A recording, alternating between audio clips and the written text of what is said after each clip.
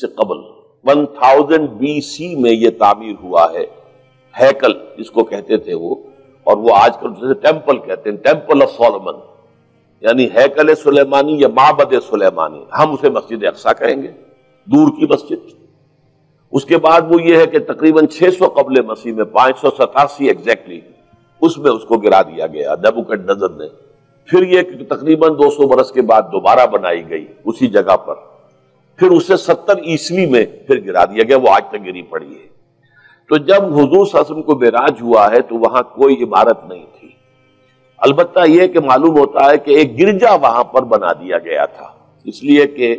یہ جب ہیڈریان نے اس کو آباد کیا دوبارہ سن 70 میں تو تباہ و برباد کر دیا تھا ٹائٹس رومی نے سن 70 عیسوی میں، حضرت عیسیٰ علیہ السلام کے رفع سماوی کے 40 برس کے بعد تو اس نے گرا دیا اور پورا شہر ویران کر دیا۔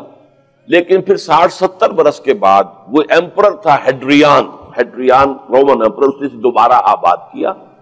اور دوبارہ آباد کیا تو اس کا نام ایلیا رکھا، اب یروشلم نہیں رہا۔ اور پھر یہ کہ جب سن 300 عیسوی میں جو ایمپرر کانسٹنٹائن تھا قسطنطین، وہ جب عیسائی ہو گیا تو اب یہ پوری مملکت عیسائی ہو گئی، تو پھر وہاں ایک گرجا تعمیر کر دیا گیا۔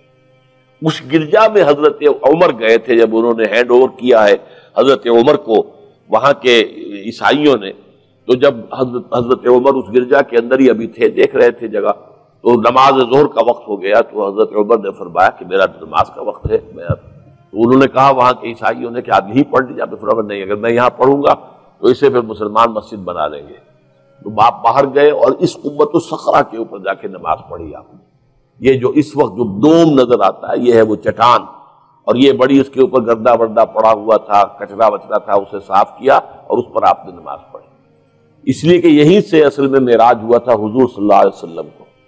تو اب اس کے بعد جو عبد الملک ابن مروان نے وہاں پر وہ قبہ بنا دیا ہے جو قبۃ الصخرہ کہلاتا ہے۔ البتہ اسی احاطے کے جنوب کی طرف ایک مسجد بھی ہے، بڑی مسجد ہے، وہ مسجد اقصیٰ کہلاتی ہے، وہ اب مسجد ہے۔ یہ قبہ جو ہے بنیادی طور پر مسجد نہیں ہے، یہ تو یوں سمجھیے کہ جیسے کوئی ہمارے ہاں مقبرہ ہوتا ہے، درمیان میں قبر ہے، اس کے اوپر بڑا سا گنبد بنا دیا ہے، چاروں طرف جو ہے زائرین کے لیے جگہ ہے، ایسے ہی یہ وہ چٹان ہے۔ کہتے ہیں یہ چٹان جنت سے آئی تھی، جیسے کہ حجر اسود جو ہے جس کے بارے میں روایت ہے کہ جنت سے آیا ہوا ہے پتھر، اس طرح یہ چٹان بھی جنت کی ہے۔ بہرحال یہ بہت بڑی ایک چٹان تھی، بڑا پہاڑ کی مانند تھا یہ، جس کے اوپر کے پھر ہیکل بنایا تھا حضرت سلیمان نے۔ اب ہوتے ہوتے وہ چھوٹا رہ گیا ہے، جیسے کہ اب کوہ صفا کوہ مروہ کیا رہ گئے، کچھ بھی نہیں ہے، ان کا نشان ہے صرف کہ ہاں یہاں کبھی ایک پہاڑی ہوتی ہوگی جس کے کچھ پتھر جو ہیں وہ نظر آ رہے ہیں۔ اسی طرح سے وہ ایک چٹان ہے، اگرچہ بہت بڑی ہے کوہ صفا اور مروہ کے مقابلے میں، تو اس کے گرد ایک پلیٹ فارم سا بنا دیا گیا ہے اور اس کے اوپر یہ قبہ ہے۔ تو یہ ہے اصل میں جو کہ حرم الشریف کہلاتا ہے اس وقت، اور سارا جھگڑا جو ہے یہود کا اور مسلمانوں کا وہ اس پر ہے۔ ورنہ یہودی یہود بیراق جو ہے، جو یہودی وزیر اعظم ہے اس وقت، اس نے یہ آفر تو کر لی تھی کہ ٹھیک ہے مسجد اقصیٰ موجود رہے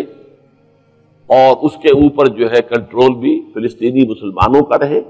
لیکن یہ قبۃ الصخرہ پر نہیں ہے، اس لیے کہ یہ ہے وہ جگہ جہاں انہیں اس کو گرا کر اور اپنا تھرڈ ٹیمپل تعمیر کرنا ہے۔ یہ انہوں نے اپنے یہودی جو مذہبی عناصر ہیں انہیں رشوت دے رکھی ہے کہ باقی ہر معاملے میں تم ہمیں اجازت دے دو کہ ہم نے سینائی واپس کر دیا، ٹھیک ہے، گولان ہائٹس بھی واپس کر دیں گے شام کو، اور اسی طریقے سے ویسٹ بینک وغیرہ پر ہم ایک فلسطینی ریاست بنا رہے ہیں، تم اس کی اجازت ہمیں دے دو، لیکن ہم یہ جہاں تک یروشلم کے بارے میں ان کا کہنا تھا کہ یہ ہمارا جوائنٹ ایک ہی متحدہ دارالخلافہ رہے گا، عربوں کا کوئی تعلق اس سے نہیں ہوگا، یہ پورا کا پورا ہمارے پاس رہے گا، اور پھر یہ کہ یہاں پر ہم وہ بنائیں گے اپنا ہیکل۔